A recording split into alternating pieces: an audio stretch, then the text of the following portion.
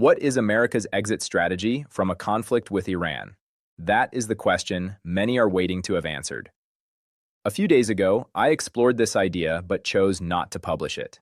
Then came the announcement that the US president would address the nation. It suggested that perhaps a strategic move was coming, a calculated step to exit the battlefield. I considered that my earlier assessment might have been wrong, but it turns out it wasn't. The reality is this. The United States no longer appears to have a decisive move that guarantees victory. Instead, it is left with a narrower option: inflict damage, then disengage. But that raises a deeper question. If the US steps back, who manages what comes next? Will a new system emerge, or will the current one simply be maintained? In every major conflict, there is a quiet turning point. It rarely makes headlines. It isn't announced in speeches. But once it begins, everything changes. The war stops being about winning and starts becoming about leaving. At first, this shift is subtle. The language remains strong. Officials still speak of power and resolve. Military operations continue. But the intent behind those actions changes. They are no longer aimed at victory. They are aimed at shaping an exit. This is where the United States appears to be now in its confrontation with Iran.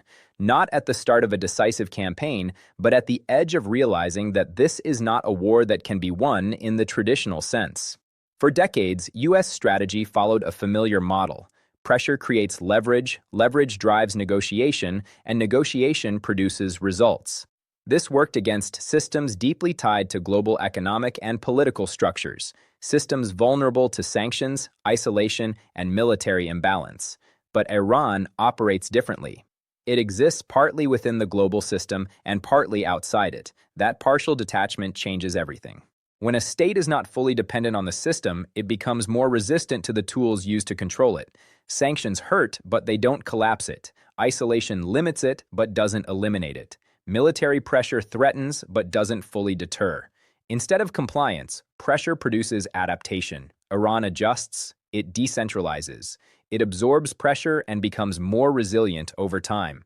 This resilience isn't just about strength, it's about structure. A system with no single point of failure. A system that continues functioning even under sustained pressure. This creates a fundamental problem for the United States. Its strategy assumes pressure leads to change. But here, pressure leads to endurance. And endurance is difficult to defeat because it doesn't require victory, only survival. At that point, the conflict transforms. It stops being a strategic contest and becomes a test of time. And time in geopolitics is not neutral. It favors the side that can wait longer, endure uncertainty, and operate without immediate results. Iran has shown that capacity.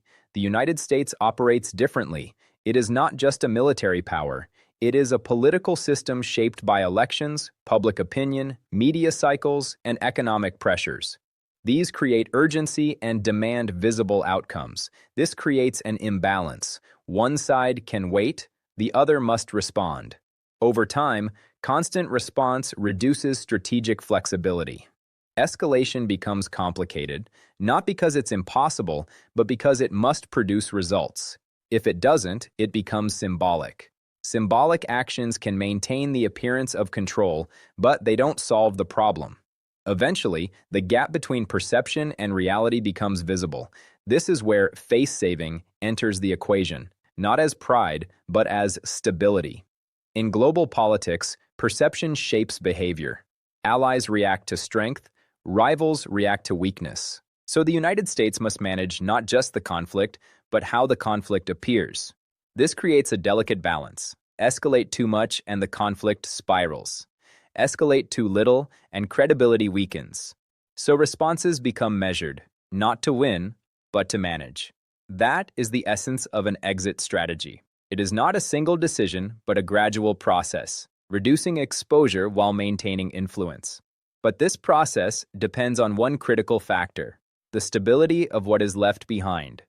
If the system collapses after exit, then the exit is not strategic. It is reactive. And that system is complex. It includes alliances, energy networks, security arrangements, and economic ties, all deeply interconnected. Disruption in one area spreads to others. This is why the conflict cannot be viewed in isolation. It is part of a larger global system already under pressure, with shifting power, emerging actors, and weakening assumptions. Within this environment, other powers become increasingly important. Russia positions itself through diplomacy and presence, aiming for long-term influence rather than immediate resolution. China takes a different path, indirect, economic, and cautious. But even this approach has limits. Economic strategies depend on stability, and prolonged instability forces difficult choices. At some point, neutrality becomes harder to maintain. Regional actors are also adapting. Saudi Arabia remains cautious, avoiding rigid alignment. Pakistan's importance is growing, not as a dominant power, but as a connector within the regional network. Afghanistan adds another layer of uncertainty, historically resistant to external control. And India, while not directly involved, cannot remain fully detached due to its strategic interests. All of this creates a multi-layered system, not a single conflict, but overlapping tensions. Within this complexity, the U.S. must define its exit. And an exit is not just withdrawal. It is a transition, a shift from one phase of the system to another. Transitions are inherently unstable. They require coordination, management, and clarity about what comes next. Which brings us back to the core question: if the United States steps back, who takes responsibility? Because power does not disappear, it shifts. And when it shifts, new structures emerge, sometimes gradually, sometimes suddenly, but always with consequences. This is why the situation feels uncertain, because uncertainty is not a side effect. It is the defining feature of transition. What we are witnessing is not just an ongoing conflict, but the early stage of a broader systemic reordering. When a dominant power begins to step back, even partially, it changes everyone's behavior. Allies reassess, rivals test limits, neutral actors reposition, and the real movement begins, not on the battlefield, but around it. The next phase will not be defined by a single dramatic event, but by a series of small, calculated adjustments, each one subtle, but together transformative. Even silence becomes meaningful. In geopolitics, silence is often strategic. Some actors are still watching, waiting, calculating, because timing determines influence. Enter too early, and flexibility is lost. Enter too late, and relevance fades. If additional powers choose to engage, the United States may not achieve victory, but it could achieve something else: narrative stability. An exit that appears structured, coordinated, and intentional. Because in modern geopolitics, appearances are not superficial, they are functional. They shape markets, alliances, and expectations. But if those actors remain distant, the burden stays uneven. The U.S. continues managing escalation, Iran continues enduring, and the system remains unresolved. In that case, instability doesn't explode. It spreads across regions, across markets, across systems. And over time, those gradual shifts become decisive. India's position adds another layer to this already complex landscape. It is not directly involved in the conflict, but it is deeply connected to its consequences. Its strategic competition with China overlaps with regional developments, forcing it to stay alert. So, India watches carefully, adjusts quietly, and prepares strategically. What emerges is not a single line of conflict, but multiple intersecting ones, each influencing the other. This is what makes the system so complex, and complexity reduces predictability. When predictability declines, risk increases. So we return to the central question: what is America's exit strategy? At this stage, it no longer looks like a clear or defined plan. Instead, it resembles a balancing act between escalation and restraint, between presence and withdrawal, between control and adaptation. The United States is not leaving from a position of collapse, but neither is it leaving from decisive success. It is stepping back from a position of limitation, recognizing that the cost of continuing may outweigh the benefits. As a result, the strategy becomes indirect. Apply pressure, inflict damage where necessary, manage perception, and gradually reduce exposure. But this does not end the conflict. It transforms it from a visible confrontation into a condition of managed instability. And managed instability is difficult to sustain. It requires constant attention, continuous adjustment, and ongoing engagement. Responsibility does not disappear, it shifts, It moves from direct control to indirect influence. In that shift, space opens up for others. New actors step in. New alignments begin to form. New structures start to emerge. This marks the beginning of a new phase, one not defined by a single dominant power, but by interaction, competition, and adaptation. And within this phase, control remains uncertain. No single actor fully possesses it. When control is fragmented, the system begins to evolve on its own, shaped more by outcomes than intentions, more by reactions than long-term strategies. This is the deeper transformation underway, a shift from a controlled system to a negotiated one. But negotiated systems are inherently unstable. They require constant recalibration, continuous dialogue, and delicate balance. So the war does not truly end. It evolves. It shifts from a conflict of force to a contest of structure. And in such contests, outcomes are not immediate. They unfold slowly, through small decisions that carry lasting consequences. This is where we are now, not at the end of a war, but at the beginning of something less visible and far more complex, a transition that will shape not only this conflict, but the system that follows it. In reality, wars rarely end with clarity. They do not conclude with a clean victory or a definitive defeat. Instead, they fade from the spotlight and reappear in more subtle, more complicated forms, often harder to control. So, the question still remains, what is America's exit strategy? But by now, the answer no longer feels like a single move or a hidden plan waiting to be revealed. It is a gradual realization that the nature of the conflict itself has changed. The United States is not stepping back because it has achieved a decisive outcome. It is stepping back because the system in which such outcomes were once possible no longer behaves the same way. And this pattern is not unique. Over time, all powers encounter their limits, not always through defeat, but through complexity. The more interconnected a system becomes, the harder it is to control.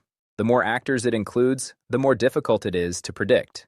The more interests overlap, the less likely it is to resolve cleanly.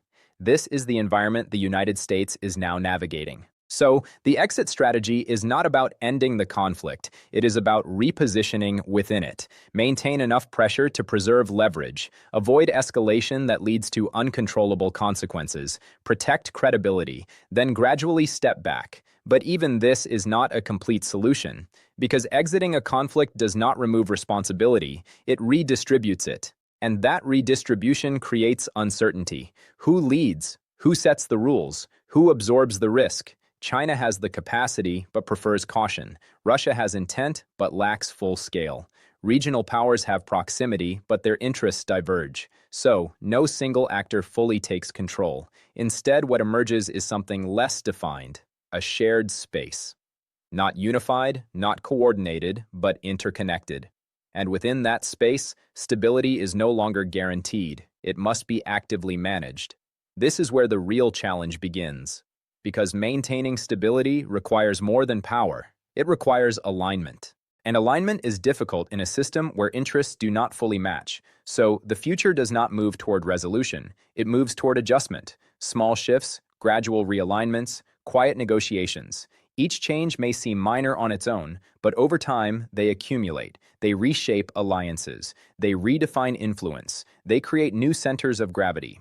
This is how geopolitical systems evolve, not through sudden transformation, but through layered change. And that is exactly what we are witnessing now. The United States is not simply exiting a conflict. It is transitioning into a different role within a changing system. From primary architect to one of several competing managers, from direct control to indirect influence. This transition affects everyone. Allies must adjust expectations. Rivals must rethink strategies. Neutral actors must decide where they stand. Because when a dominant power shifts position, others are forced to respond. Some move closer, some move away, some try to balance both. And through these movements, the system continues to evolve, which is why the question of control remains unresolved, because traditional control may no longer be possible. What replaces it is coordination, temporary, conditional, adaptive, a system defined not by one power, but by the interaction of many. Such systems are not chaotic, but they are sensitive to shocks, miscalculations, and shifting alignments. Risk in this environment becomes constant, not as a single dramatic event, but as an ongoing condition. Economic pressure, resource competition, and security uncertainty all reinforce one another. And within this environment, conflicts do not fully end, they transform. They move from direct confrontation to indirect competition, from open warfare to structural tension. These forms of conflict are harder to resolve because they have no clear boundaries. They stretch across regions, systems, and time. So, the real story is not how the war ends, but how the system adapts, because adaptation determines stability, and stability determines influence. Those who adapt effectively help shape the system. Those who do not are shaped by it. This is the underlying reality behind the question we began with. America's exit strategy is not a final move. It is a transition, a shift from one phase of power to another. And within that transition, the outcome is still unfolding. It is shaped by decisions not always visible, alignments not always declared, and processes not always fully understood. So, in the end, this is not just about a war. It is about a moment within a much larger transformation, a shift in how power operates, how influence is maintained, and how global systems are managed. Moments like this are rare because they reveal not just what is happening, but how the world itself is changing, and that change is already underway.